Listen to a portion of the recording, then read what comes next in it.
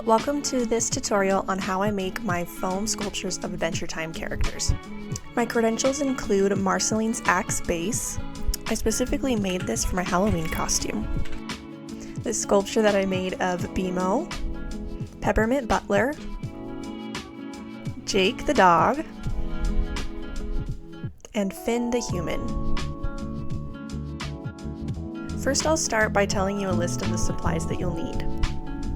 The essential supply is the foam, which I get from Home Depot, a utility knife, a serrated knife, a variety of sandpaper, a mask, a hot glue gun, which I got from Lowe's, Plaster of Paris, which I bought from Michael's, Podge Gloss, a variety of paints and paintbrushes, a ruler, an electric sander, and a cutting mat. In this video, I'm going to be making tree trunks, but you can feel free to use these techniques for any character that you would like. Using reference pictures, figure out all of the different shapes that you're going to need to assemble your character. I usually do this in my head, but for the sake of this video, I'm going to be writing it down in my notebook. It is now time to start creating each of those different parts. I start by splitting the foam on the pre-scored lines. Then I decided how big I wanted tree trunks to be and used my ruler to cut a straight line. After you cut the line, you can very easily just break the foam. I then use that piece to measure the other pieces. Just by eyeballing it, I decided that 7 pieces were a good height. I am now cutting the legs. The legs are just 4 identical rectangles.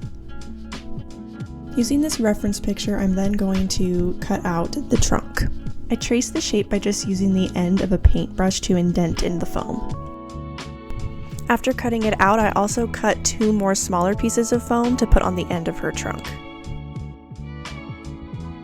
I also cut out her tail, which I accidentally broke, but that's okay because I'll glue it back together. I also cut out these little pieces for the bow. And here I am tracing out the shape for the ears. I like to clean up as I go and keep a trash can nearby so that I don't get the trash mixed up with the actual parts. Here are the parts cut and ready to be shaped. Before cutting, I'm going to hot glue the boards together for the body. I use the hot glue gun on the high setting and use my own body weight to push the boards together. I also decided to double up the trunk to make it a bit thicker, so here I am gluing that. And then I also needed to glue together the tail that I broke on accident. I like to use the serrated knife for the larger chunks of foam because it cuts through a lot easier than the other knife, but it is a lot messier. I'm cutting off all the corners of the body so that it has smoother edges, because Tree Trunks is not a rectangle, she's an oval. Then using the triangle that I cut off, I'm going to use that to measure the other sides to make sure they're all the same. I don't want any harsh edges, so I'm going to be cutting off each of the sides at a diagonal. Here I'm also going to be cutting off these edges as well. The more cutting that you do, the less you're going to have to sand. Here's the mess that it left behind. This foam is the worst because it's super staticky and gets stuck to everything, so I usually put the big chunks in the trash and then I'll vacuum the little pieces. Now I'm working on the legs, which just need to be curved on one side.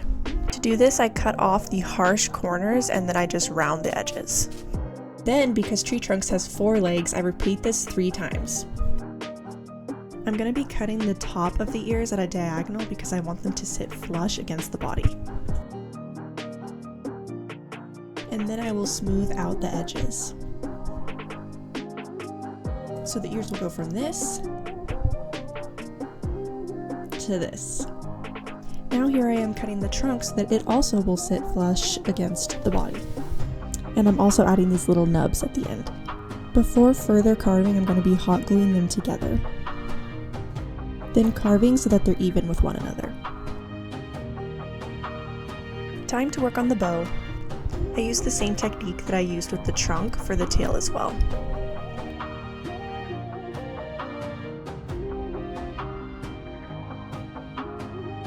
After each part is carved, it is time for my least favorite part, which is sanding.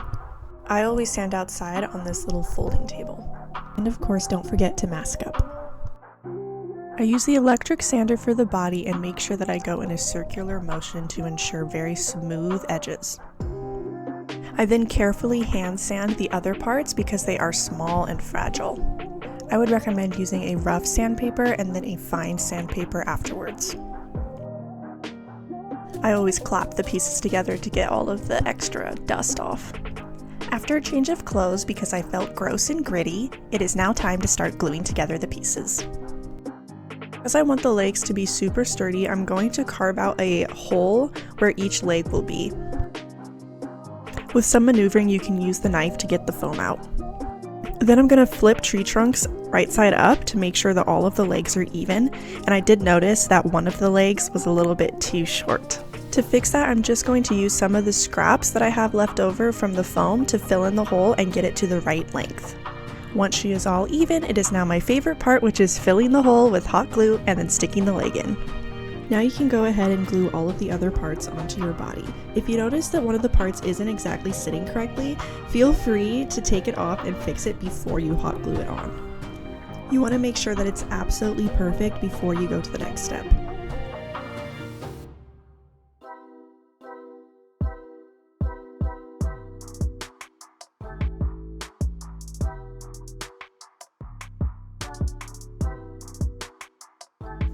It is now time for plastering. With this plaster, you use 2 parts plaster per 1 part water, and then you have about 6 to 8 minutes to use it before it hardens.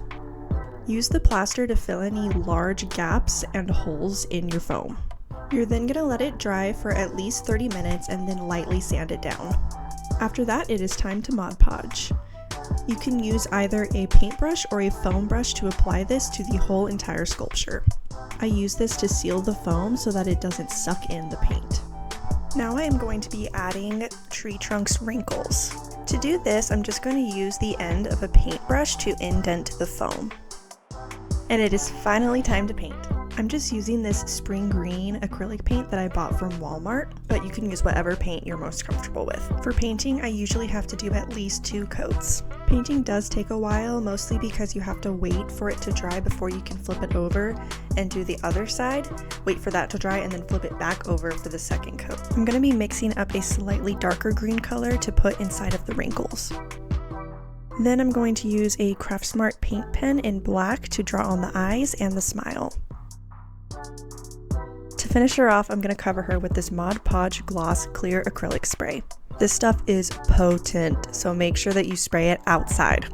I wait at least 30 minutes to an hour before I bring her inside after spraying her. And here she is, all finished, hanging out with my other Adventure Time characters.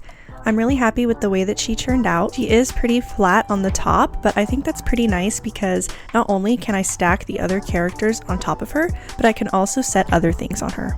In the future, I might make a basket of hot buns or apples to set on her back. Thank you so much for watching, and if you have any questions, please feel free to ask in the comments, and I'll see you next time. Bye!